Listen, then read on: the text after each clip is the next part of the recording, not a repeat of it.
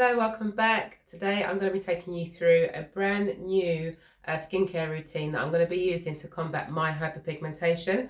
Now I'm going to insert some pictures and some clips of my face with no makeup on. And basically I suffer with a bit of hyperpigmentation anyway, a bit of residual hyperpigmentation that I've had from a skin condition that's been going on for years, which kind of sort of sits mostly around my mouth, maybe a little bit on the forehead. But recently I've also been getting a few breakouts as well. I can only put it down to wearing the mask because it does tend to appear around here, which I don't usually get breakouts. So that must be what it is, even though I was the first one to say that I don't believe in maskne, but yeah, apparently it's a real thing. I picked up some products from The Ordinary. As you know, I absolutely love The Ordinary. Their vitamin C serum with the arbutin was absolutely fantastic. I'm not using that one at the moment, but as it's the right time of the year now to start doing some chemical peels, I finally managed to get my hands on some of the AHA, BHA solutions. It seemed to be sold out towards the end of the summer. So while the sun was still out, I literally couldn't get my hands on it, but it just seems like as soon as the clocks went back, bing, there it is. So finally got it. So I'm really excited to try that. Seems to be like the holy grail. I've heard really good things about it. It's not for somebody who is brand new to peeling, but I'm not. So I've actually been preparing my skin with peels regularly, sort of like more gentle ones. So I'm more than confident that this is going to be okay for me. So you can wear it up to 10 minutes, but just to be on the safe side, I'm going to start with 5 minutes and see how I go from there. If you're trying to address hyperpigmentation like I am, you need to take a 3-layered approach.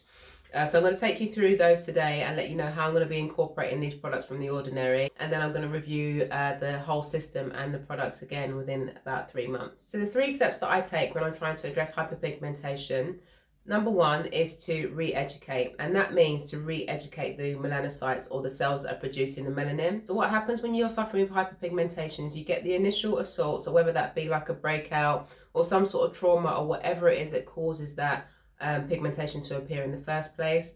As that heals, you get post-inflammatory hyperpigmentation. It tends to go away on its own, but the one that kind of stays around for a long time, the reason why that is because those melanocytes, they still haven't gone back to their original level of producing melanin.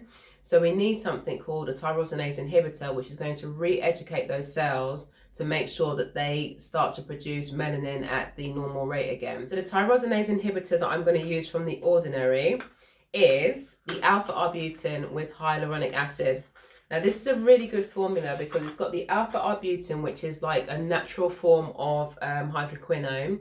So you don't get any of the nasty side effects. Hydroquinone is safe, but you just need to make sure that you're getting it from like a really regulated and well-known source, which can be difficult to find in the UK. So I prefer to use natural because it means that I can use it over a longer term and just feel like more comfortable with it as well. So this is the alpha arbutin with hyaluronic acid. It's got alpha arbutin at 2%, which is a really high concentration, but it's combined with hyaluronic acid, which is not only going to hydrate my skin. The hyaluronic acid is actually going to help to deliver the alpha arbutin to deeper layers of the skin as well. So that's a really good pairing, so I can't wait to use that one. If the results are anything like the vitamin C with arbutin, I think it's going to be really good. So I decided to use this one compared to the alpha arbutin with ascorbic acid because now that it's winter, the skin's a little bit drier. I'm going to be focusing on peeling now, so that can make the skin a little bit drier as well. And with the ascorbic acid, you get the photoprotective qualities as well. So that can help you like in the summer months, which we don't necessarily need as much at the moment. So that's why I've chosen the hyaluronic acid and arbutin one. The next level of treatment with hyperpigmentation is to resurface. So we're working below the surface to re-educate those pigment cells to make sure that they're producing melanin at the right level. But if you imagine, they're right down below the surface and it'll take about 3 months to come all the way up to the surface. So we just want to speed up that process, as well as making the texture of the skin look a lot nicer as well.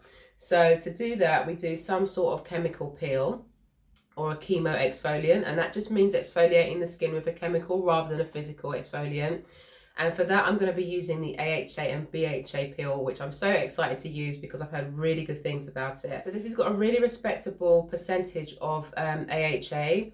It's got glycolic acid and it's got lactic acid, as well as a couple of other AHAs. The glycolic is going to penetrate the skin really deeply and help to resurface and help with fine lines and wrinkles as well. I find glycolic acid is really quite good for that. And then you've got lactic acid in there as well, which I find to be quite hydrating. So where glycolic acid can be quite dry, lactic acid will help to buffer the effects of that and potentially not dry my skin out quite as much. And it's got the BHA at 2% in it as well. So that's your salicylic acid. So that's really good if you're suffering with any breakouts. I generally don't suffer with breakouts. I don't really get blackheads or anything like that, but I have got a few breakouts at the moment, including one pimple which hasn't come to the surface yet. So potentially the BHA is going to help me with that as well. And I'm going to do a further video talking about each of these individually as well. But my initial thought is that potentially I won't be using this twice a week. I'm thinking that I might use this once a week and use another peel for my second peel of the week. Just because where I don't really suffer with breakouts or oily skin, I don't want to go too far with the BHA. I might try it twice a week to start off with, but my feeling is that I'm going to be using that one once a week. And lastly, I've got the azelaic acid suspension, which is a fantastic brightening agent. But the thing is with azelaic acid is it's very non-irritant. So unlike maybe using like an ascorbic acid on top of everything else that I'm doing here, I've got the azelaic acid, which is going to give me those brightening properties without sort of like causing any further irritation. So I'm going to be using this one as my night cream, and I'm going to be using a vitamin C product in the daytime. And the third and final step when it comes to hyperpigmentation, or just generally if you're using any sort of like peeling agents, or if you're trying to brighten your skin in general, of course, we need to protect from the sun. So throughout this whole process, I'm going to be extra diligent with using my SPF. The SPF that I use is an SPF 30, and it also has vitamin C in it as well. So I've got that double whammy of some protective factors in it, as well as the brightening from the vitamin C. So overall, with this little lot, I'm expecting to see really, really good results with my skin over the next couple of months. Again, I will be doing short videos talking about my first impressions with each of these products, but I will be checking back in 3 months' time to show you what the final results are as well. But give me a follow on Instagram. I'm going to be posting my progress as we go as well. So if you like that sort of thing, stick around, like and subscribe, and I will see you next time.